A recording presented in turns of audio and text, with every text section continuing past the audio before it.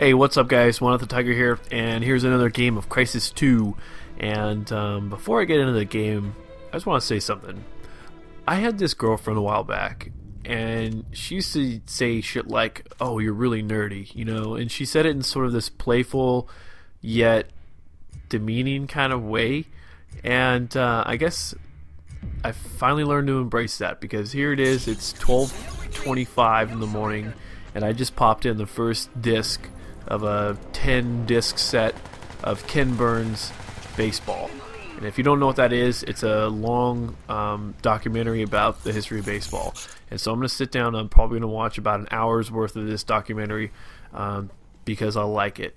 I've seen snippets, you know, and segments of it before, but I've never seen it from start to finish. So it's starting in the 1840s and it goes to 1910. It's a 2-disc set for the first you know, what was that, 7 years of baseball history. And to be honest, I thought about this a while back. If I could be a baseball historian, I would love that. I would absolutely love that. And I know there's some people who just don't like baseball, and that's okay. But I've always had a love affair with baseball. But anyways, so I guess I'm just in the case in point is that I am that nerdy. Here I am on a Thursday night, 12:30 in the morning, about to watch a documentary about baseball. And I guess I should be doing this to a MLB game, but I have this game of Crysis 2 that I want to put up there. And this is from a game, or I should say from a session where John and I, Nestel, were playing, and he just wanted to jump on and get some games in, and I was apprehensive about playing just because this game is it's a roller coaster ride. But I played tonight with SD and Frenchinator, some guys from the MLP Stars, and I got thinking. They were giving me some advice on how to get better, because it definitely is not a game that you can come from Call of Duty and have instant success. Like Homefront is a game you can go right from Call of Duty or right from Battlefield Bad Company and have instant success, and this game is not. And it's frustrating. It really walks that fine line between fun and utterly frustrating to the point where I don't want it. I'm going to keep this game because, well, two reasons. I'm stubborn as all hell, and I get that from my grandfather. But two, because of the fact that I really love the first-person campaign. The campaign. Excuse me. Wow. I guess I'm a little bit more tired than I thought. Anyways, I love the campaign, so I'm going to keep it just for the campaign. Just like I kept COD 4 and I kept Modern Warfare 2 because I really love the campaigns. Black Ops, I'm not really thrilled about the campaign. But there's something that I want to do. I don't want to do like a Road to Commander, but if you guys ever saw Engineering Win, back when Hutch was trying to learn how to get better at Halo Reach, that's something I kind of want to do. I mean, I'm going to put some really bad gameplays up intentionally because I want them to be scrutinized. And my background when it comes to like critiques and having things scrutinized, I got a pretty thick skin just because of the fact that I went to this prestigious photography school for 3 years, and twice a week sometimes, mostly it was once a week, but sometimes it's twice a week, we had very, very intense critiques. So much so that you really felt like shit when you walked out if you had a bad critique. A case in point is one, I had this, I took this Hollywood glamour sort of photography class. It was, oh no, celebrity portraiture, that's what it was called, with this photographer called John Russo. And he is well known, and he's a working photographer in Hollywood, and we did this, we were supposed to do magazine covers. So my magazine cover was Allure, and my age, or my race was Asian. And so I did this photo of this girl who was in one of my theater classes at Santa Barbara City College. She's an Asian girl, and she's Japanese actually, and it didn't go so well.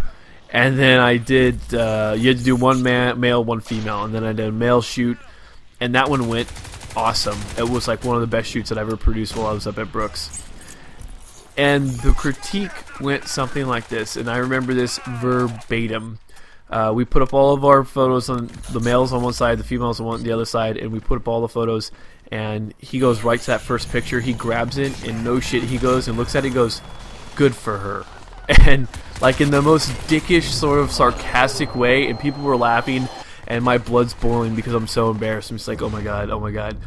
And so he's like, whose photo is this? And I'm like, sheepishly raising my hand. and he just sort of looks at me and he's like, you know what you did wrong. And I'm like, yeah, I know exactly what I did wrong, because I didn't, you know, I just wasn't very good at photographing Asian women, you know. And then we go through the rest of that critique, the female side, and then oh no, we didn't even get that far. No, he does the joke with the photo, and then he puts it down because he knows he doesn't need to talk about it. And then he looks over the male side, and he's like, he picks up my photograph of the male, and he goes, "This is what I'm talking about. This is exactly the kind of shoot that I was looking for." And he said, "Whose photo is that?" And I raise my hand, and he just gives me like this, I don't know, stunned look. He goes, "You did this?" And I said, "Yeah, I did." And he just didn't quite figure it out. I'm like, I told him I've always been better at photographing men than women. And then that's when he told me, he goes, "Well, there's no problem with specializing in shooting men over women," which was the first time that an instructor of mine had told me that, because most of them had said that you don't want to specialize. You want to be a jack of all trades photographer. You don't want to get specific with subject matter. You know, you want to be versatile, and so people will hire you for different things. And I was really floored. I'm like, wow, okay, so maybe I could just shoot men. And he suggested magazines like GQ for men. I can't remember any other men's magazines because this was way back in like 2006, 2007. But anyways, yeah, it was just so. The point is I've got a pretty thick skin, so I'm gonna put some bad gameplay up, and you guys can really just give me all the advice or critique the shit out of it if you want to. I'm totally cool with that because, well, I mean, I'd like to get better. There's a part of me that would like to get better. There's a part of me that really just wants to throw the game out of my window and just say fuck it, because the game is very frustrating for me. And but I'm not one to walk away from a challenge. And so anyways, that's the end of the game. I think I go like 13-8, which is one of the better scores I've had in a very long time. So let's see what I think it is. 13-8. Oh, I get a trophy. Yeah, 13-8. So anyways, I'll talk to you guys later.